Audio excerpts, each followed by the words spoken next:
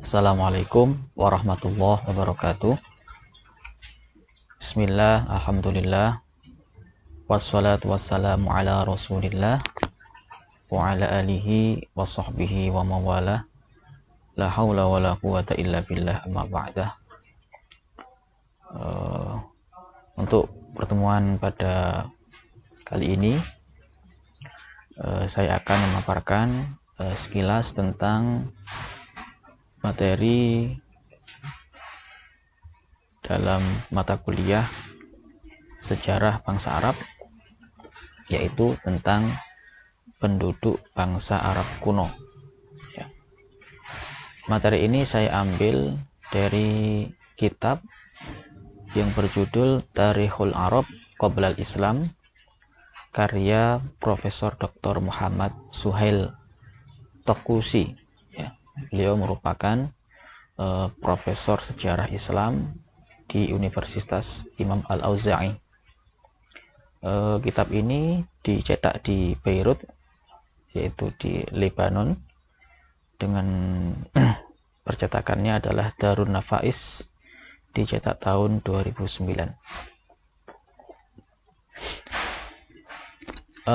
Sebelum kita kepada pembahasan tentang penduduk bangsa Arab, dalam kitab ini juga diawali dulu dengan pembahasan asal-usul daripada kata Arab itu sendiri. Yang pertama, kata Al-Arab itu dinasabkan atau disambungkan silsilahnya kepada seseorang yang bernama Ya'rub ibnu Qahtan, kepada Ya'rub ibnu Qahtan, yang mana kemudian Ya'rub ibnu Qahtan ini sejarah mencatatnya sebagai orang yang pertama kali menggunakan bahasa Arab. Ada sebuah pendapat dalam ilmu sejarah bangsa Arab bahwa Ya'rub ibnu Qahtan ini adalah orang yang pertama kali mengucapkan bahasa dengan bahasa Arab, kemudian mengajarkannya kepada saudara dan keturunannya. Keturunan Adnan berpendapat bahwa yang pertama kali berbahasa Arab adalah Ismail bin Ibrahim, Nabi Ismail bin Ibrahim alaihissalam, yang merupakan nenek moyang atau leluhur daripada bangsa Arab Musta'ribah. Jadi ada penggolongan bangsa Arab oleh para sejarawan, itu ada bangsa Arab Musta'ribah yang diawali dengan Nabi Ismail alaihissalam, Nabi Ismail bin Ibrahim alaihissalam. Kemudian pendapat kedua mengatakan bahwa kata Arab ini berasal dari kata Ya'rub, yang artinya adalah fasih atau jelas di dalam perkataan. Orang yang perkataannya jelas, tegas, kemudian bisa dipahami dengan mudah, tidak ada sesuatu yang makna yang sulit dipahami, artinya jelas. Itu orang Arab menyebutnya sebagai Arab, Arab artinya fasih dan jelas. Sehingga ada sebuah ucapan, misalnya rajulun arabiyyul lisani idza kana fasihan.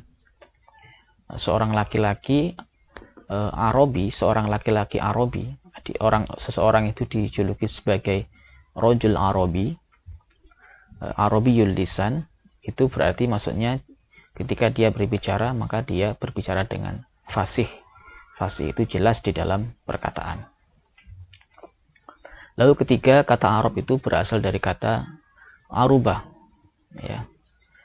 atau disebut juga urbah, yang mana urbah ini adalah nama dari kota Mekah pada masa dulu. Pada masa dulu disebut sebagai kota Mekah. Pertama kali yang tinggal di Arubah ini adalah Nabi Ismail bin Ibrahim, yang pertama kali berdomisili di Arobah ini adalah Nabi Ismail bin Ibrahim alaihissalam.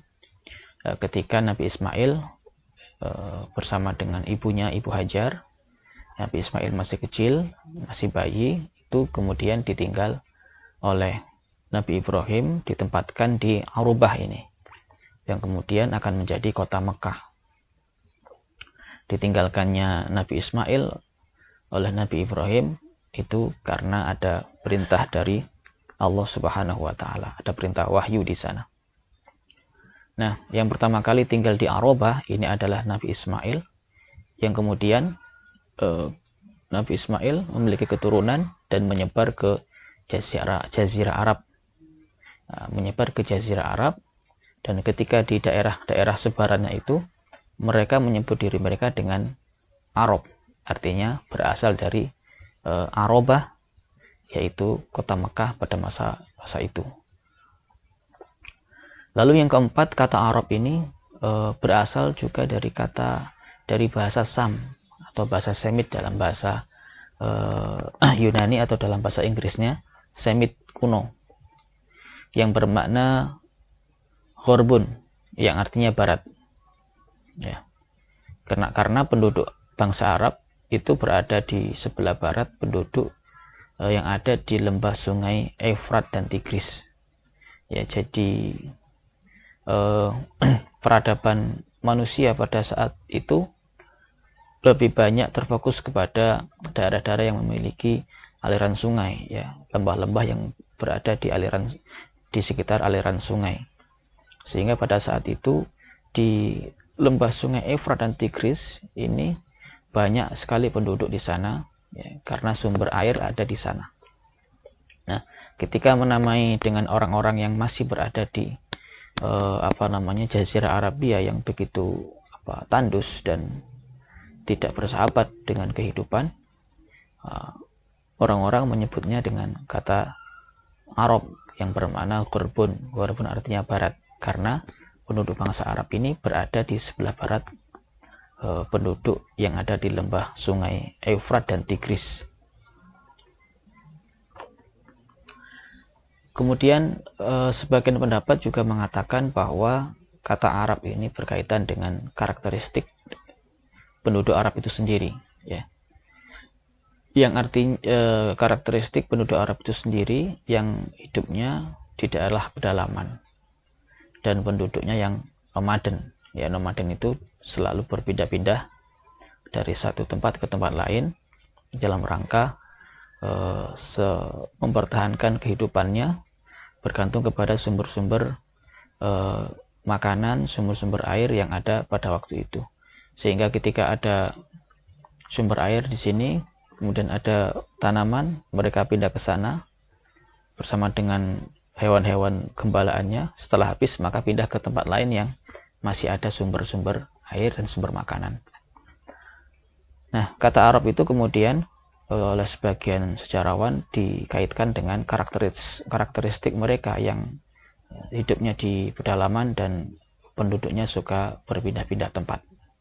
Ya. Nomaden dalam bahasa Arabnya namanya Badawah. Sukunya nama suku Badui, ya. Daerahnya namanya Badiyah. Maka kita di Indonesia ini juga ada suku Badui, ya. Suku Badui mungkin dulu itu adalah orang-orang yang ada di pedalaman yang hidupnya berpindah-pindah, sehingga dikatakan sebagai orang Badui. Orang Badui itu dari kata bahasa Arab, artinya nomaden. Kita masih bisa menemukannya ada di daerah Jawa Barat, ya, orang-orang Badui. Nah, apa kaitannya dengan kata Arab? Pertama adalah Aroba. Aroba itu artinya bumi gelap. Jadi orang-orang menyebutnya sebagai Aroba, ya. Aroba dulu sebutannya adalah Aroba. Sebagian pendapat mengatakan sebutannya Arab itu adalah dari kata Aroba, yang artinya bumi itu gelap, tanahnya itu gelap. Kenapa? Karena tanahnya tertutupi oleh padang rumput, jadi tertutupi dengan rumput. Nah, makna ini memberikan sebuah informasi atau isyarat atau tanda bahwa keadaan masyarakat yang hidup pada bangsa Arab itu adalah hidupnya nomaden atau berpindah-pindah, dengan menggantungkan sumber kehidupannya pada padang rumput untuk menggembala kambing dan lain sebagainya. Nah, kemudian yang kedua, kata Arab itu ada yang mengatakan dari kata irbun, yang artinya merdeka. Kenapa? Karena bangsa Arab memiliki sebuah karakteristik pada masa itu ya, pada masa kuno, tidak bisa tunduk pada aturan apapun ya. Dan ini merupakan sebuah salah satu sifat daripada orang Badui, yaitu orang-orang yang hidup secara nomaden. Mereka tidak bisa terikat dengan aturan apapun ya. Nah, mereka hidup dengan cara mereka sendiri, dengan berpindah-pindah. Lalu bahasa kata Arab juga berasal dari kata abar, yang artinya juga berpindah dari satu tempat ke tempat lain. Nah, ini sesuai dengan makna badawah itu sendiri, yaitu nomaden. Nah, kata ini yang kemudian untuk membedakan penduduk Badui dari penduduk kota yang berbicara dengan bahasa Arab. Ya, jadi kalau orang-orang yang ada di kota, ya maksudnya di kota itu di tempat-tempat yang di situ ramai penduduknya, yang penduduknya sudah menetap di situ, tidak berpindah-pindah, itu membedakannya dengan orang-orang yang berpindah-pindah, itu adalah menyebutnya dengan kata badawah, ya, dengan kata badawah. Lalu kata Arab itu juga berasal dari kata arabah, ya, yang artinya kering dan padang pasir, yang mana ini sesuai dengan karakteristik daripada jazirah Arab itu sendiri. Baik, itu tadi adalah beberapa pendapat ya dari para mu'arrikhin, dari para sejarawan tentang asal-usul kata Arab ya, kata Arab itu sendiri. Ada berbagai macam versi tadi ya. Lalu kita sekarang akan membahas secara sekilas tentang tabaqat bangsa Arab ya. Tabaqat bangsa Arab itu maksudnya tingkatan generasinya atau genealoginya. Versi 1 maksudnya adalah menurut pendapat yang pertama ya, tingkatan bangsa Arab itu dibagi menjadi dua ya. Satu adalah Arab Baidah, kemudian yang kedua adalah Arab Bagiyah. Ya, kita bahas tentang Arab Baidah dulu. Arab Baidah itu berasal dari kata Arab dan Baidah ya. Baidah itu artinya secara bahasa adalah hancur atau punah ya, atau sudah rusak. Didefinisikan sebagai kelompok atau kabilah bangsa Arab kuno yang hidup di Jazirah Arab namun telah punah sebelum Islam. Jadi tidak ada regenerasi setelahnya. Sebelum Islam itu mereka sudah terputus, sudah tidak ada lagi. Sudah habis ya, sudah hancur ya, entah karena bencana alam atau yang lain. Artinya tidak ada lagi kemudian keturunannya yang meneruskan kehidupan bangsa Arab Baidah itu sendiri. Nah, ada dua faktor secara garis besar yang menyebabkan tidak adanya Arab Baidah ini adalah pertama, perubahan kondisi alam yang disebabkan pasir yang merayap dan mendominasi sejarah Jazirah Arab. Jadi kondisi alam yang berupa pasir yang selalu merayap. Kenapa merayap ya? Karena padang pasir di Jazirah Arab itu, terutama di daerah Jazirah Arab bagian tengah itu nanti padang pasir itu tidak berhenti, tetapi dia bisa bergelombang, bisa bergerak ya. Seakan-akan dia itu bisa berpindah-pindah karena tiupan daripada angin. Nah, sehingga kita kalau melihat di internet misalnya, kalian buka itu padang pasir, nanti di situ pasir itu bentuknya bergelombang-gelombang gitu ya, dan itu tidak tetap, dia mungkin besok akan berpindah ke tempat lain karena terpa oleh angin-angin yang melewati gurun pasir itu. Nah, perubahan kondisi alam ini mengindikasikan bahwa sebelum masa Jazirah Arabia itu tertutup dengan pasir ya, yang kemudian mendominasi Jazirah Arabia, itu diindikasikan bahwa pada sebelumnya itu Jazirah Arab relatif bersahabat kondisi alamnya ya. Sehingga kemudian ketika ada perubahan kondisi alam dengan banyaknya pasir yang menutupi Jazirah Arabia, ini menjadi tidak bersahabat bagi para penduduk di masa itu. Nah, ini salah satu faktor yang menyebabkan kenapa sudah tidak ada lagi Arab Baidah. Nah, ini faktor sejarah ya, faktor geografis. Kalau faktor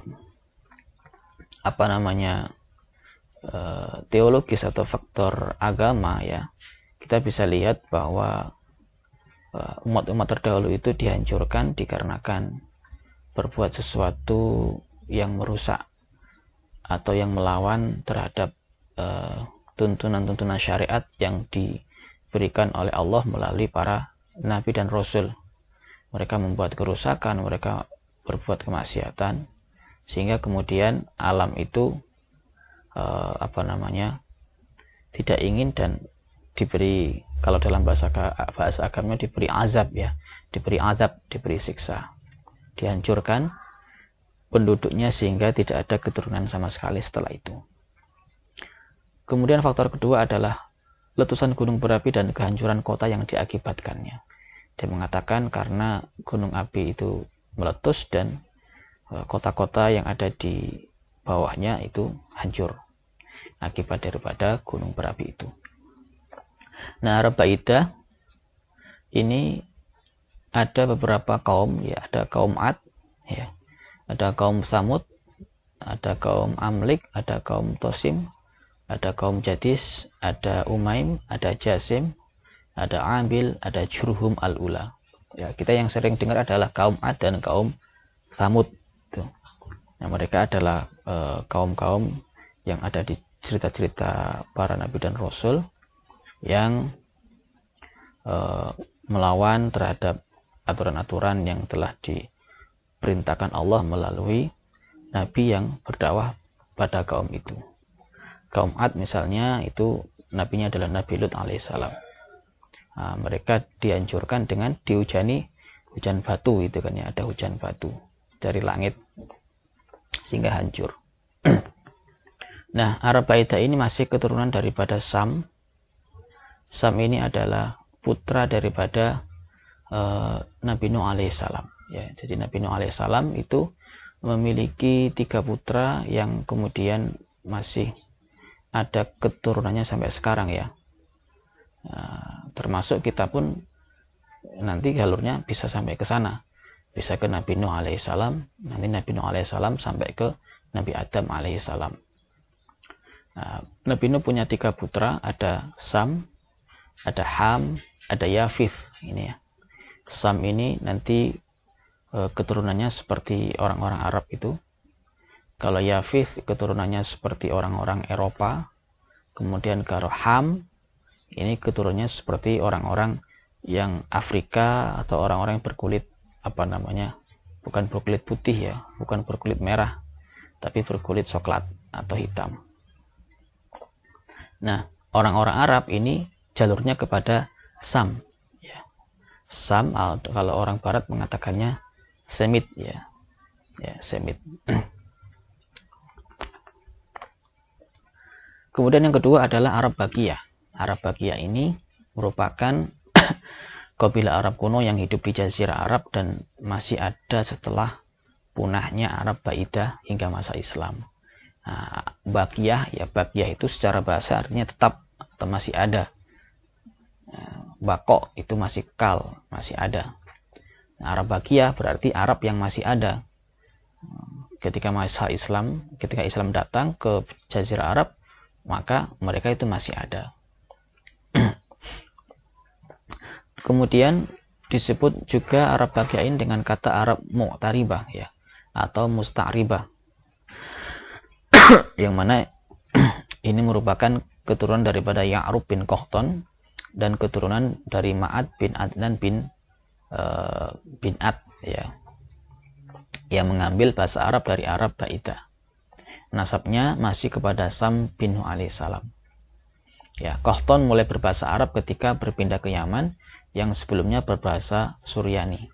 Jadi ada dua cabang ya di Arab Baqiya itu, ada Arab Mu'taribah dan Arab atau Musta'ribah ya, atau Arab Musta'ribah dan Musta'ribah. Kalau Mu'taribah ini keturunan daripada Ya'rub bin Qahtan, kalau Musta'ribah itu keturunan dari Ma'ad bin Adnan. Nah, Qahtan ini mulai berbahasa Arab itu ketika berpindah ke Yaman. Yang sebelumnya Qahtan ini berbahasa Suryani ya. Jadi mulai berbahasa Arab itu di daerah Jazirah Arab bagian selatan. Ya. Nah, sedangkan Ma'ad bin Adnan bin Ad ini dia merupakan keturunan Nabi Ismail alaihissalam. Yang Nabi Ismail itu dia tidak tinggal di Yaman, tapi dia tinggal di Mekah, di Arobah tadi, di Mekah. Nah, Nabi Ismail ketika sudah menginjak dewasa itu kan menikah dengan penduduk dari Yaman ya, yang merupakan keturunan daripada Ya'rub bin Qahtan ya. Sehingga pada ketika ada persilangan antara Nabi Ismail yang dari Ma'ad bin, yang dari Arab yang dulunya bukan berbahasa Arab, itu kemudian Nabi Ismail belajar dengan orang-orang dari kaumnya yang dari pihak istrinya itu yang berasal dari Yaman. Maka kemudian disebut dengan Arab Musta'ribah ya, Arab Musta'ribah, bukan Arab murni, bukan bahasa Arab murni. Yang versi kedua, bangsa Arab itu ada 3 tingkatan ya. Pertama adalah Al-Arab Al-Ba'idah, ini Arab kuno. Kabilah Arab kuno ini yang hidup di Jazirah Arab namun telah punah sebelum Islam. Ya, seperti yang tadi sudah disampaikan ya. Kemudian ada Al-Arab Al-Aribah, Arab murni ya. Ini keturunan daripada Qahtan. Qahtan ini orang pertama kali berbicara Arab yang tinggal di Yaman. Tadi ya disebutkan tinggal di Yaman, Jazirah Arab Selatan. Nah, hidupnya berdampingan dengan Arab Musta'ribah. Namun lebih dulu Arab Aribah sebelum ada Arab Musta'ribah. Lalu yang ketiga adalah Al-Arab Al-Musta'ribah, Arab campuran ya. Yaitu keturunan daripada Ma'ad bin Adnan bin Ad. Nah, ini masih keturunan daripada Nabi Ismail alaihissalam yang tinggal di Najd, Hijaz dan Jazirah Arab Utara. Silsilahnya Arab Musta'ribah ini sampai kepada Nabi Ismail bin Ibrahim alaihissalam. Sebelumnya belum berbahasa Arab ya. Nabi Ismail sebelumnya belum berbahasa Arab. Ayahnya pun Nabi Ibrahim juga belum berbahasa Arab. Kemudian ketika hidup dengan Arab Aribah, lalu mau tidak mau bahasanya akhirnya bercampur dan bisa berbahasa Arab. Nabi Ismail itu pertama kali datang ke Mekah itu masih berbahasa Ibrani atau Iram atau Kaldan. Nah, ketika menikah dengan wanita Yaman tadi adalah keturunan daripada Al-Arab Al-Aribah, Arab murni, maka kemudian beliau belajar bahasa Arab dari orang-orang Yaman itu sendiri. Versi ketiga membagi 4 tingkatan ya. Ini Ibnu Khaldun, sejarawan Islam. Pertama adalah Al-Arab Al-Aribah, yang kemudian Ibnu Khaldun ini mengatakannya sebagai Al-Arab Al-Ba'idah, ya, Arab yang sudah punah itu ya, Arab yang sudah punah. Kemudian yang kedua adalah Al-Arab Al-Musta'ribah atau Al-Qahtaniyah ya, Al-Arab Al-Musta'ribah atau Al-Qahtaniyah. Kalau di pendapat yang pertama tadi, Al-Qahtaniyah ini disebut Arab Al-Mu'taribah ya. Kemudian ada Arab Al-Aribah. Lalu yang ketiga adalah Al-Arab At-Tabi'ah lil Musta'ribah min Adnan wal Aus wal Khosrod wal Manadhirah. Arab yang mengikuti ya. Arab yang mengikuti Arab Musta'ribah. Arab yang mengikuti Arab Musta'ribah. Artinya generasi penerus daripada Arab Musta'ribah yang merupakan keturunan dari Qahtan ya. Ini menurut daripada pendapat Ibnu Khaldun. Lalu ada al-Arab al-Musta'jimah, yang mana bangsa Arab ini terkhusus kepada ad-Daulah al-Islamiyah, yaitu bangsa Arab yang sudah masuk pada masa keislaman. Sam bin Nuh ya, tadi disebut tentang Sam bin Nuh yang merupakan nenek moyang dari seluruh bangsa Arab ya, baik bangsa Arab Baidah, bangsa Arab Aribah atau Musta'ribah ya. Bangsa Arab Baidah yang sudah hancur, bangsa Arab Aribah keturunan daripada Ya'rub bin Qahtan, dan bangsa Arab Musta'ribah yang keturunan daripada Nabi Ismail alaihissalam.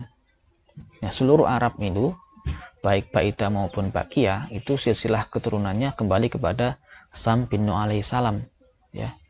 Kembali kepada Sam bin Nuh alaihissalam. Nah, Nabi Nuh ini memiliki 3 putra ya, seperti yang tadi disampaikan.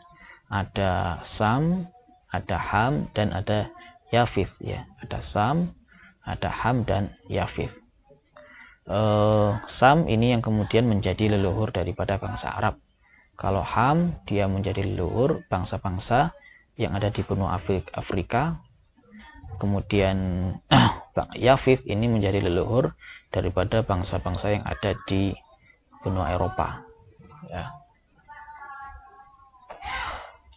Ini sekilas silsilah tentang Arab al-Aribah dan Baidah ya. Nanti ini kita akan bahas lebih rinci lagi tentang budaya yang ada pada bangsa Arab tentang nasab ya. Ini nasabnya Qahtan ya, nasabnya Qahtan menyebar kemana-mana. Kemudian ini adalah nasabnya Ismail alaihissalam, Nabi Ismail alaihissalam, Adnan ya. Ini versi bahasa Latinnya, bahasa Indonesianya. Bahasa Latin ada Qahtan, memiliki putra Ya'rub, sampai kemudian ya menyebar ke berbagai macam daerah dan memiliki berbagai banyak keturunan. Ini Adnan. Nah, Nabi Muhammad itu dia keturunan daripada Adnan ya, dari Adnan. Nabi Muhammad itu masuk kepada keturunan dari Adnan, bukan daripada Qahtan. Untuk lebih detail tentang seluk-beluk ilmu atau budaya silsilah atau nasab yang ada dalam bangsa Arab, ini akan kita bahas dalam video penjelasan yang lain ya, agar lebih fokus terhadap materinya. Baik, saya kira itu yang bisa saya sampaikan untuk sekilas materi tentang asal daripada kata Arab dan penduduk bangsa Arab itu sendiri yang terbagi dalam beberapa tabaqat atau tingkatan tadi. Dan saya harapkan apa yang saya sampaikan ini adalah karena merupakan sebuah pokok-pokok saja, itu mahasiswa untuk mencari kembali atau membaca buku-buku literatur yang bisa memperluas daripada pembahasan yang pokok-pokok bahasan yang sudah saya sampaikan tadi. Sekian dari saya, semua salam, mohon maaf. Wassalamualaikum warahmatullahi wabarakatuh.